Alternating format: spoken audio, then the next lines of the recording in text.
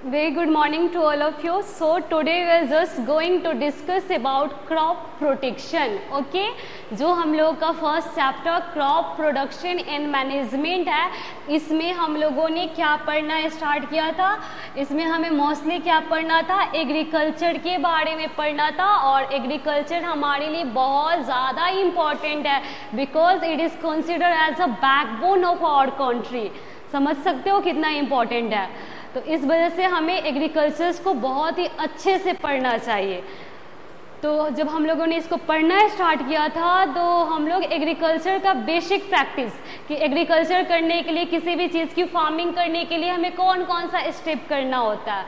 तो फर्स्ट में हम लोगों ने पढ़ा था कि सॉइल को प्रिपेयर करना पड़ता है, इसके लिए प्लॉगिंग करना पड़ता है, फिर सीड को सोन करते हैं, पहले इरिगेशन करते हैं, फिर सीड को सोन करते हैं, उसके बाद इरिगेशन करते हैं, फिर इरिगेशन के बाद से उसमें न्यूट्रिएंट्स ऐड करते हैं। फिर न्यूट्रिएंट्स ऐड करने से पहले और उस क्रॉप को हार्वेस्ट करने से पहले एक स्टेज आता है। उस स्टेज में हमें अपने क्रॉप को प्रोटेक्ट करना बहुत ही ज़्यादा कंपल्सरी होता है। क्यों होता है? क्योंकि उस टाइम में जब क्रॉप हमारा बड़ा बड़ा हो जाता है तो हमारे फील्ड में बहुत सारे इंसेक्ट एक्ट करने लगते हैं और वो हमारे क्रॉप को डिस्ट्रॉय करने लगते हैं। साथ साथ में बर्ड्स आने लगते हैं, ग्रेजिंग एनिमल्स आने लगते हैं हमारे फील्ड में। और जब वो सारे एनिमल्स हमारे फील्ड में आएंगे तो वो क्या करेंगे, हमारे क्रॉप्स को ही डिस्ट्रॉय करेंगे। और क्रॉप को डिस्ट्रॉय करेंगे तो हमें हमारे फील्ड से बहुत ही कम प्रोडक्शन मिलेगी और उसका प्रोडक्शन हमें बहुत ही कम मिलेगी। और हमारा हमेशा यही इंटेंशन होता है, यही एम होता है कि एक छोटे से फील्ड से ही हम ज़्यादा से ज़्यादा अमाउंट में प्रोडक्शन करवा पाएँ। ठीक है। प्लस क्या होता है, इसी स्टेज में हमारे फील्ड में बहुत सारे अनवांटेड प्लांट्स ग्रो करने लगते हैं जिनकी कोई ज़रूरत ही नहीं होती है हमें, वो भी प्लांट्स हमारे फील्ड में ग्रो करने लगते हैं। और जब वो सारे प्लांट्स हमारे फील्ड में ग्रो करेंगे तो जो हमारा मेन प्लांट होता है, जिसकी हमें ज़रूरत होती है, उसके साथ वो क्या करेंगे, उसके साथ वो लोग कंपटीशन करने लगते हैं। और उस कंपटीशन की वजह से क्या होता है, जो हमारा मेन प्लांट होता है वो उसको बहुत ही कम न्यूट्रिएंट्स वगैरह मिलता है, क्योंकि उसका न्यूट्रिएंट्स कोई और ले रहा है, उससे कोई और छीन रहा है, उसका सनलाइट, उसका वाटर, उसका न्यूट्रिएंट्स। तो ऑफकोर्स उसमें अच्छे से डेवलपमेंट नहीं होगी, अच्छा सा उसका ग्रोथ नहीं होगा। और अच्छा से ग्रोथ नहीं होगा तो ना ही हमें क्वालिटी में और ना ही क्वांटिटी में हमें अच्छे अमाउंट से प्रोडक्शन मिलेगी। करेक्ट। तो फिर यही वाला जो क्रॉप प्रोटेक्शन था, तो अब ग्रेजिंग एनिमल से प्रोटेक्ट करने के लिए हम लोग अलग सा मेथड यूज़ करते हैं, वीड से प्रोटेक्ट करने के लिए अपने क्रॉप को अलग सा मेथड यूज़ करते हैं। ठीक है। बहुत सारे इंसेक्ट जो लगते हैं उनके लिए अलग मेथड यूज़ करते हैं। मतलब डिफरेंट टाइप्स के मेथड्स को हम लोग फॉलो करते हैं अपने क्रॉप को प्रोटेक्ट करने के लिए। तो उसमें जो हमारा पहला मेथड था वो हमारा क्या था, वीडिंग था, जिसके थ्रू हम लोग क्या करते थे, अपने फील्ड से वीड्स को रिमूव करते थे और क्रॉप को वीड से प्रोटेक्ट करते थे। ठीक है। तो उसमें भी हम लोगों ने 3 मेथड देखा था। एक हम लोगों ने क्या देखा था, एक हम लोगों ने मैकेनिकल मेथड देखा था, जिसमें हम लोग खुरपी वगैरह ये सब के हेल्प से वीड्स को अपने फील्ड से एलिमिनेट करते थे। फिर सेकेंड हमारा क्या था कि मार्केट में बहुत सारे ऐसे केमिकल्स मिलते हैं जिसे हम लोग क्या बोलते हैं, वीडिसाइड्स बोलते हैं। वीडिसाइड्स क्यों बोलते हैं, क्योंकि जब ये केमिकल्स हम अपने फील्ड में एस्केटर करते हैं, स्प्रे करते हैं, तो क्या होता है कि वो वीड्स को किल कर देता है। ठीक है। और इसके थ्रू वो हमारे फील्ड से वीड्स को रिमूव कर देता है। तो सेकेंड मेथड हमारा केमिकल वाला था। और थर्ड मेथड हमारा क्या है कि बायोलॉजिकल मेथड। तो बायोलॉजिकल मेथड में क्या होता था, बायोलॉजिकल मेथड में उस टाइप्स के इंसेक्ट को हम अपने फील्ड में रिलीज करते थे जो कि सिर्फ वीड्स को ही डिस्ट्रॉय करता है। तो जिस फील्ड में हमारे वीड्स आ जाएंगे तो उस फील्ड में वो वाला इंसेक्ट हम वहाँ पे रिलीज कर देंगे और वो वीड्स को डिस्ट्रॉय कर देगा और हमारे क्रॉप को प्रोटेक्ट कर लेगा। तो ये सारे जो मेथड था वो हम लोगों ने प्रीवियस क्लासेस में ही देखा था। आज हम लोग देखेंगे कि जितने भी ग्रेजिंग एनिमल्स वगैरह होता है और बर्ड्स होता है उससे हम अपने क्रॉप को कैसे प्रोटेक्ट करते हैं। तो स्केयर क्रो के थ्रू। स्केयर क्रो क्या होता है, तो जैसे कि कोई भी अगर बर्ड्स वगैरह आए या फिर कोई भी ग्रेजिंग एनिमल्स आए तो उसे लगता है कि नहीं उस फील्ड में कोई इंसान खड़ा हुआ है और इंसान को देख के कोई भी ग्रेजिंग एनिमल्स या कोई भी बर्ड्स हमारे फील्ड में एंटर नहीं करते हैं, क्योंकि उन्हें पता है कि अगर वो फील्ड में आएंगे तो फिर उनके लिए भी खतरा हो जाएगा, क्योंकि हम लोग क्या करते हैं, बर्ड्स को नेट्स के थ्रू पकड़ लेते हैं, ठीक है, ग्रेजिंग एनिमल्स को फार्मर मारते हैं या फिर पकड़ के कहीं पे रख लेते हैं, तो ये सब उनको भी पता होता है। तो जब उनको ऐसा लगता है कि हाँ वहाँ पे उस फील्ड में कोई इंसान है तो वो लोग नहीं आता है, ठीक है। और स्केयर क्रो क्या होता है, इंसान के जैसा ही इमेज होता है, जैसे कि मटका से उसका सिर बना दिया जाता है, फिर उसका बॉडी, उसको कपड़े पहना दिया जाता है और उसको बीच फील्ड में खड़ा कर दिया जाता है। तो दूर से ग्रेजिंग एनिमल्स और बर्ड्स को क्या लगता है कि नहीं, इस फील्ड में कोई ना कोई इंसान है, और वो इंसान देख के कभी भी कोई भी ग्रेजिंग एनिमल्स और बर्ड्स फील्ड में एंटर नहीं करते हैं। और जब वो एंटर नहीं करेंगे तो हमारे क्रॉप को डिस्ट्रॉय नहीं करेंगे। तो ये भी हमारा एक मेथड है क्रॉप प्रोटेक्शन का, ठीक है। फिर हमारा थर्ड क्या है, थर्ड हमारा ये है कि पेस्टिसाइड्स, ठीक है। जैसे कि यहाँ पे use of pesticides after the replenishing the soil with enough nutrients, it is important to protect the crop from damage by a pest, insect and rodents, microbes and fungus। क्या होता है कि हमारे क्रॉप में बहुत सारे टाइप्स के insect act करने लगते हैं जब वो ग्रो करना स्टार्ट करता है, जैसे कि फंगस उसमें एक्ट करने लगता है, माइक्रोब्स एक्ट करने लगता है और डिफरेंट टाइप्स का इंसेक्ट एक्ट करने लगता है। और उसकी वजह से क्या होता है, हमारी जो क्रॉप की प्रोडक्शन होती है उसकी क्वालिटी और क्वांटिटी दोनों को वो इफेक्ट करता है। तो इस चीज़ को प्रोटेक्ट करने के लिए हमारे मार्केट में पेस्टिसाइड्स मिलते हैं, ऐसा केमिकल्स मतलब जो कि इंसेक्ट को, पेस्ट का मतलब क्या होता है, इंसेक्ट होता है, तो इंसेक्ट को किल करने में किल करता है, ठीक है। जैसे अलग अलग टाइप्स का इंसेक्ट अलग अलग फील्ड में अलग अलग फील्ड में एक्ट करता है। तो अगर हम मार्केट में जाएंगे और हमें पता होगा कि हमारे फील्ड में कौन सा इंसेक्ट एक्ट किया है, तो उसी का स्पेसिफिक पेस्टिसाइड्स हमारे मार्केट में मिलेगा। डिफरेंट टाइप्स का पेस्टिसाइड्स हमारे मार्केट में अवेलेबल होता है। अगर हमें पता है कि हमारे फील्ड में फंगस एक्ट किया है तो हम जाके फंगस वाला लेके आएंगे, माइक्रोब्स एक्ट किया है तो माइक्रोब्स वाला लेके आएंगे, रोडेंट्स मतलब माइस वगैरह एक्ट किया है तो उसके लिए लेके आएंगे और उसको अपने फील्ड में हम लोग स्प्रे कर देंगे। जैसे ही हम लोग स्प्रे करेंगे तो ये चीज़ हमारे फील्ड से गायब हो जाएगा, वो वहाँ पे डिस्ट्रॉय हो जाएगा, उसको किल कर देगा, ठीक है। फिर हमारा ये है स्केयर क्रो का इमेज, जैसे एकदम इंसान के जैसा, ठीक है। इसको देख के दूर से क्या लगेगा, बर्ड्स को देख के लगेगा कि कोई ना कोई इंसान इस फील्ड में खड़ा हुआ है, या फिर कोई भी ग्रेजिंग एनिमल्स जब दूर से देखेगा तो उसे लगेगा कि इस फील्ड में कोई ना कोई इंसान खड़ा हुआ है। फिर क्या, for this purpose chemical substance known as a pesticides are use. जो मैंने अभी बताया कि ये सारे इंसेक्ट को किल करने के लिए मार्केट में बहुत सारे टाइप्स के पेस्टिसाइड्स मिलते हैं और उसी को हम लोग यूज करते हैं, ठीक है। पेस्टिसाइड्स हमारा पॉइजनस होता है, ऑफकोर्स ये पॉइजनस होगा। क्यों पॉइजनस होगा, क्योंकि इसे किल करना, अगर कोई भी चीज़ किसी को किल करता है तो पॉइजनस होगा ही। तो पेस्टिसाइड्स हमारा पॉइजनस होता है नेचर में और ये किल करता है किसको, तो पेस्ट्स को किल करता है, यानी इंसेक्ट को किल करता है, लेकिन ये हमारे प्लांट को हार्म नहीं करता है। जैसे यहाँ पे बस यही बता रहा है कि जो पेस्टिसाइड्स है वो कैसा नेचर शो करता है, तो पॉइजनस नेचर शो करता है। ऑफ कोर्स वो पॉइजनस नेचर शो करेगा तभी तो वो इंसेक्ट को किल करेगा, लेकिन उसका जो पॉइजनस नेचर होता है जो इंसेक्ट को किल करने का, वो सिर्फ इंसेक्ट को ही हार्म करता है। वो जो हमारा मेन क्रॉप और जो हमारा मेन प्लांट होता है उसको वो हार्म नहीं करता है, ठीक है।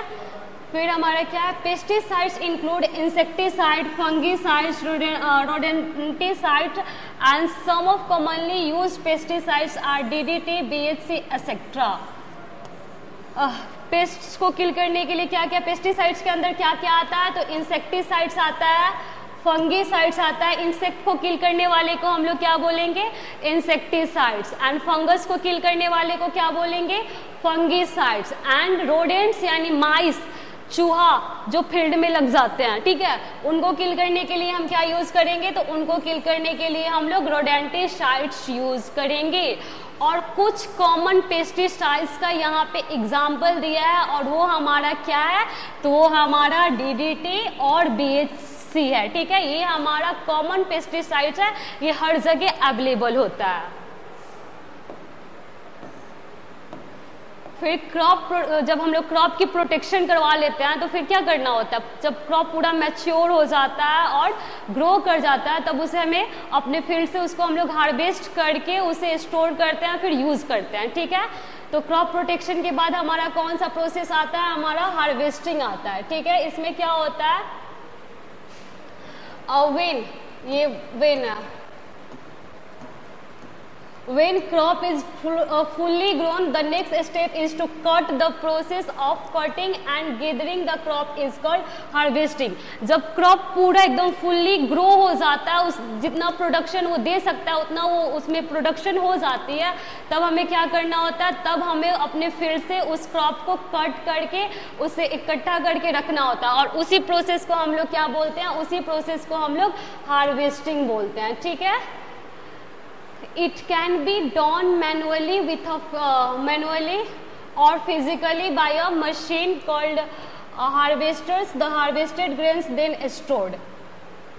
ये जो हमारा हार्वेस्टिंग वाला प्रोसेस है इसको हम लोग मैनुअली भी कर सकते हैं, फिजिकली। मैनुअली का मतलब क्या हुआ, फिजिकली, मतलब बिना कोई मशीन यूज किए भी कर सकते हैं, और मैकेनिकली भी कर सकते हैं, मशीन्स को यूज करके भी कर सकते हैं, ठीक है। उसके बाद से जो हमारा हार्वेस्टेड क्रॉप्स होता है उससे हम लोग अपना ग्रेन्स ऑब्टेन करते हैं और उसे हम लोग स्टोर करके रखते हैं। यहाँ पे यही बोला जा रहा है कि जब हमारा क्रॉप पूरा ग्रो हो जाता है अच्छे से तो उसे हम अपने फील्ड से हार्वेस्ट करते हैं, यानी उसको कट करते हैं और उसे एक जगह इकट्ठा करके रखते हैं, और इसी प्रोसेस को हम लोग हार्वेस्टिंग बोल देते हैं।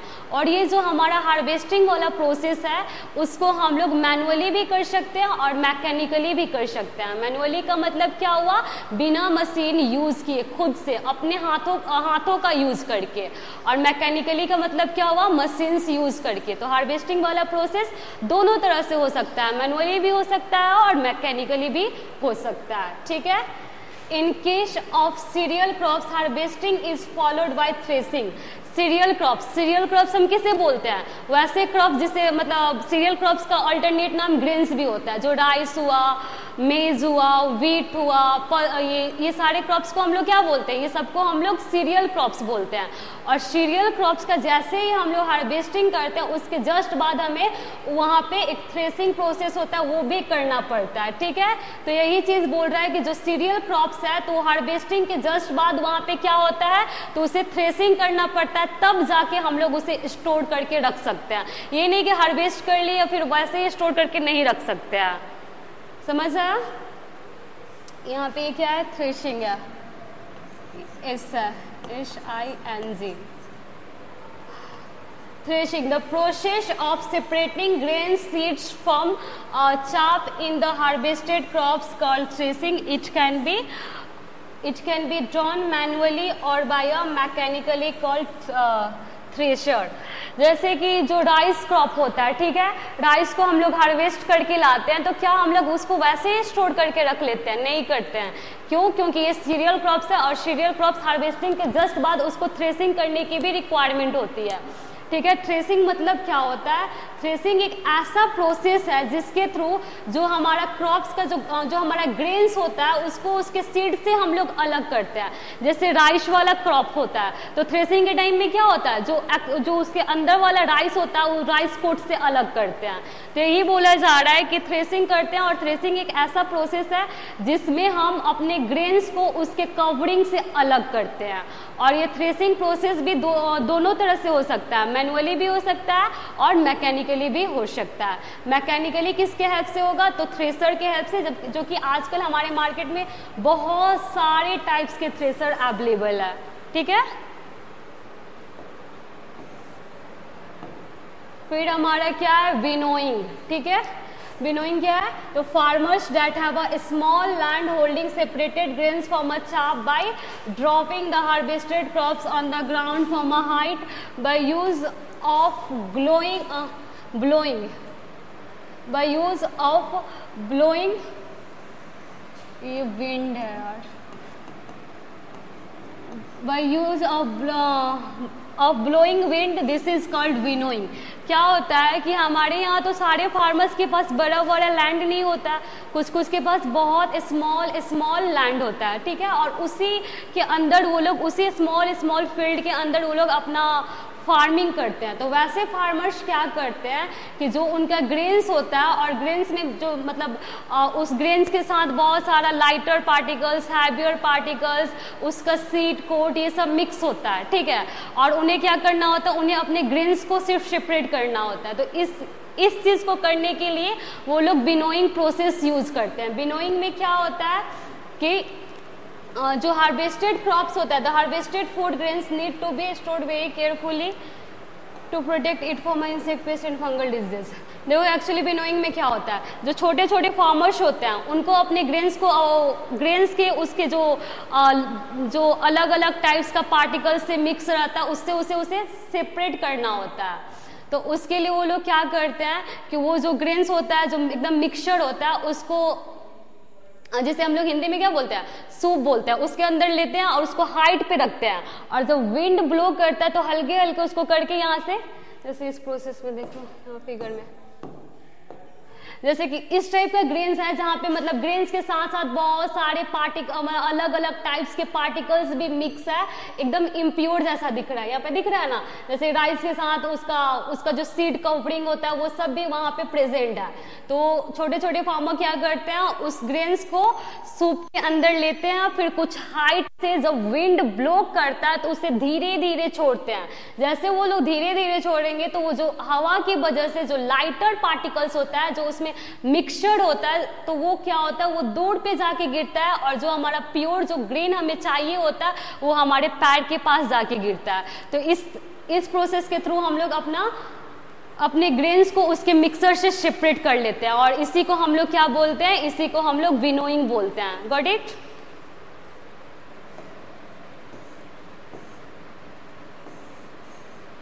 फिर हमारा क्या है कि ये जो था हमारा जो ग्रेन था उसको उसके मिक्सर से हम लोग सेपरेट कर लेते हैं with the help of winnowing. उसके बाद से क्या होता है कि the harvested food grains need to be stored very carefully to protect it from insect pest and fungal disease. अगर जैसे कि जो राइस हम लोग हार्वेस्ट करके ऐसे थ्रेसिंग करने के बाद भी जो हमारे घर में आ जाता है, उसको अगर हम लोग मतलब बिना केयर का ऐसे ही कहीं पे रख देंगे तो क्या होता है, वो जल्दी खराब हो जाता है। जल्दी खराब क्यों हो जाता है? क्योंकि वहाँ पे इंसेक्ट एक्ट करने लगते हैं, पेस्ट मतलब बहुत सारे टाइप्स का जो पेस्ट होता है वो सब एक्ट करने लगता है, फंगस एक्ट करने लगता है। इसके वजह से जो हमारा हार्वेस्टेड क्रॉप होता है वो जल्दी ही खराब हो जाता है। तो इस चीज़ से प्रोटेक्ट करने के लिए हम लोग उसके लिए स्टोरेज मेथड यूज करते हैं। ठीक है, हम देखते हैं कि हमारा जो ग्रेन है, जो हमारा हार्वेस्टेड क्रॉप्स है वो किस टाइप्स का है। दो टाइप्स का हार्वेस्टेड क्रॉप्स होता है। एक उस टाइप्स का होता है जो कि ग्रेन्स होता है, जो कि बहुत ज़्यादा टाइम तक खराब नहीं होता, और कोई कोई ऐसा होता है कि जो बहुत जल्दी ही खराब हो जाता है, जैसे कि वेजिटेबल्स वगैरह। ठीक है, तो वैसे क्रॉप जो कि जल्दी खराब नहीं होता है, वो बहुत मतलब ग्रेन्स जो कि जल्दी खराब नहीं होते हैं, जनरली ग्रेन्स ही होते हैं, तो उन्हें हम लोग क्या करते हैं, उन्हें हम लोग ड्राई स्टोरेज में स्टोर करके रखते हैं। ठीक है, और जो हमारा जल्दी खराब हो जाता है उसे हम लोग कहाँ स्टोर करके रखते हैं, तो उसे हम लोग कोल्ड स्टोरेज में स्टोर करके रखते हैं। जैसे आप लोगों ने भी देखा होगा कि मार्केट में जब ओनियन की कमी हो जाती है तो हमें पता चलता है कि ये ओनियन कहाँ से आ रहा है, कोल्ड स्टोरेज से आ रहा है, इसलिए ये ज़्यादा एक्सपेंसिव है। ठीक है, तो यहाँ पे मेरे बोलने का बस यही मतलब था, यही तात्पर्य था कि जो हमारा हार्वेस्टेड क्रॉप्स होते हैं वो दो टाइप्स के होते हैं। एक क्या होता है, एक जल्दी सड़ जाता है, एक मतलब बहुत मतलब थोड़ा ज़्यादा टाइम लेता है खराब होने में। तो ग्रेन्स जनरली ज़्यादा टाइम लेता है खराब होने में, तो उस टाइप्स का क्रॉप जो ज़्यादा टाइम लेता है खराब होने में, उसे हम लोग कहाँ स्टोर करके रखते हैं, तो ड्राई स्टोरेज में। It is a method to used for sorting non perishable, मतलब जो जल्दी खराब ना हो, food materials like food grains. Got it?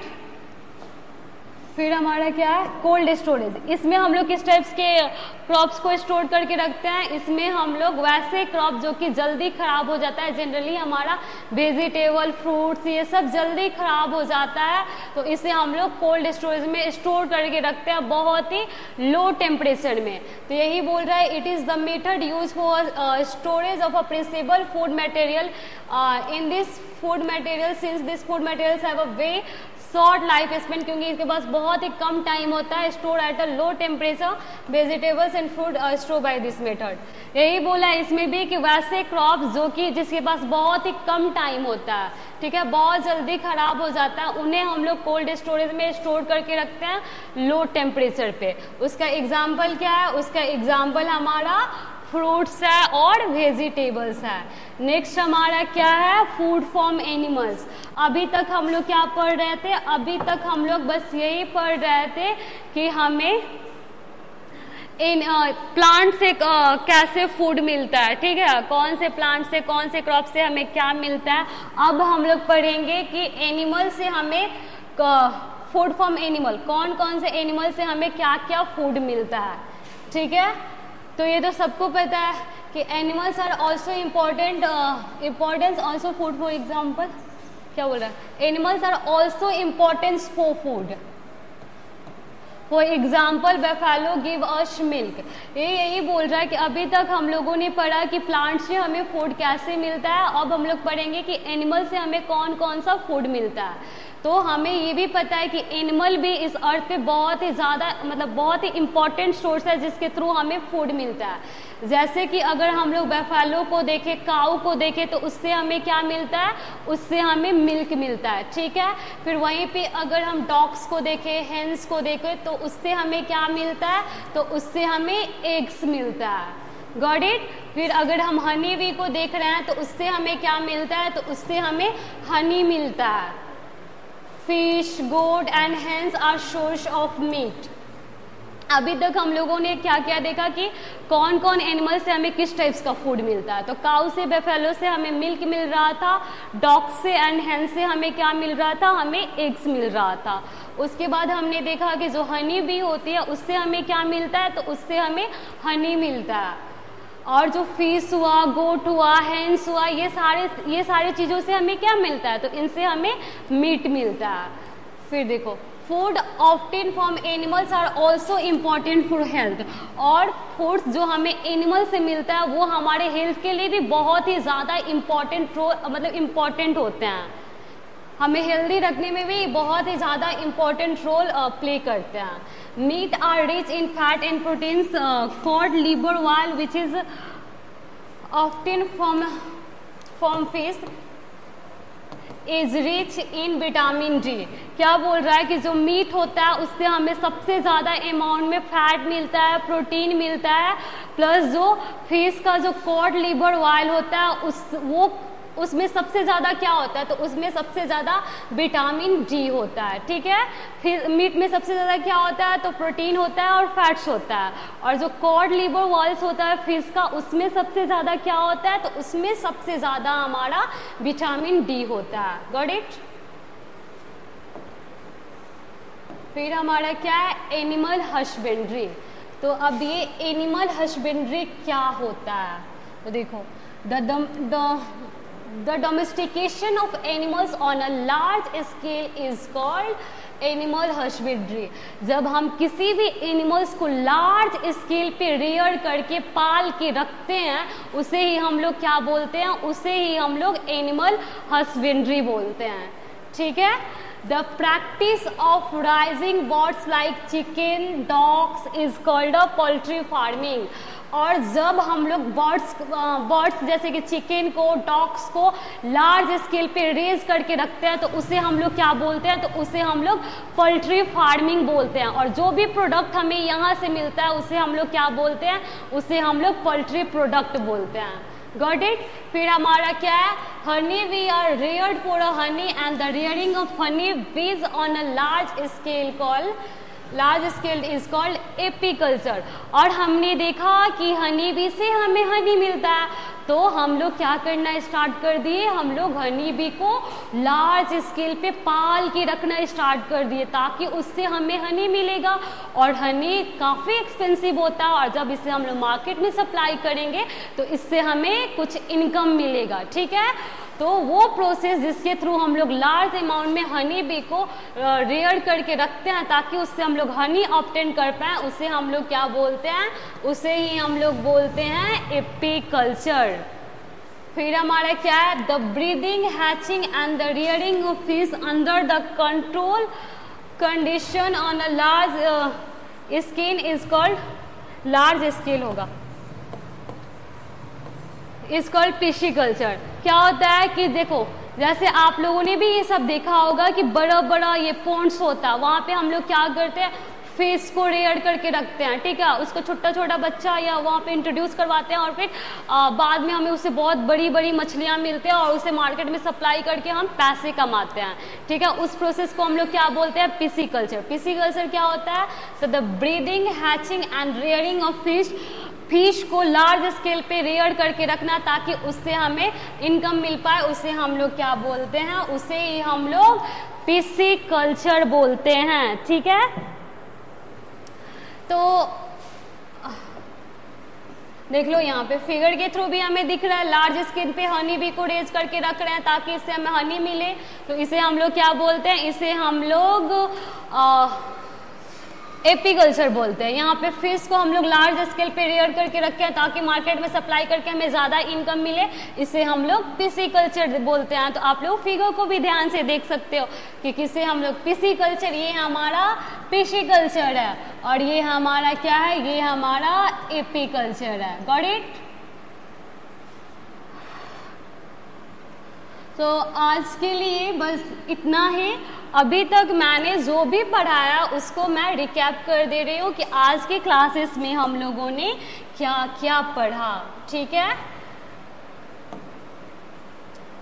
तो आज हम लोग क्या क्या पढ़े, आज हम लोग पढ़े क्रॉप प्रोटेक्शन। आज का हमारा टॉपिक क्या था, क्रॉप प्रोटेक्शन, कि हम लोग क्रॉप को प्रोटेक्ट कैसे करते हैं।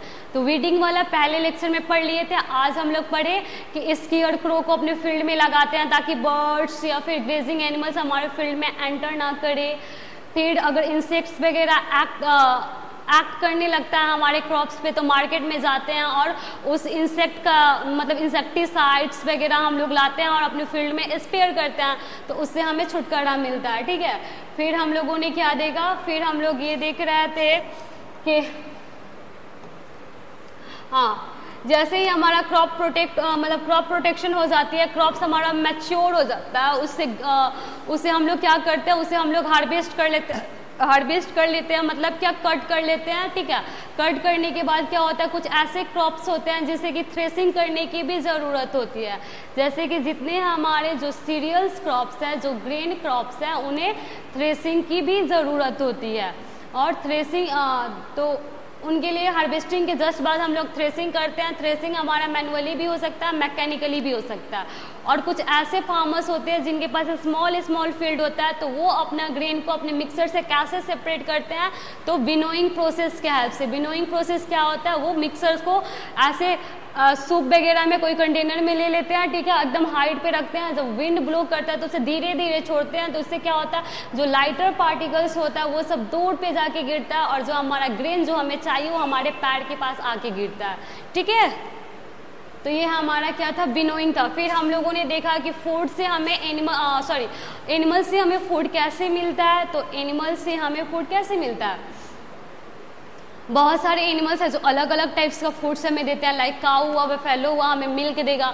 फिश हुआ, गोट हुआ, हेंस हुआ, हमें मीट देगा, ठीक है। फिर हनी भी हमें हनी देगी। और क्या था, बस इतना ही था, ठीक है। और मैंने ये भी बोला था ना कि जो ये फिश होता है उसमें से एक कॉड लिवर ऑयल होता है जो कि विटामिन डी उसमें बहुत ज़्यादा मिलता है। और जो हमारे मीट्स होते हैं उसमें हमें सबसे ज़्यादा अमाउंट में क्या मिलता है, तो उसमें हमें सबसे ज़्यादा अमाउंट में फैट मिलता है और प्रोटीन मिलता है। ओके, सो आज के लिए इतना ही। Thank you, have a nice day.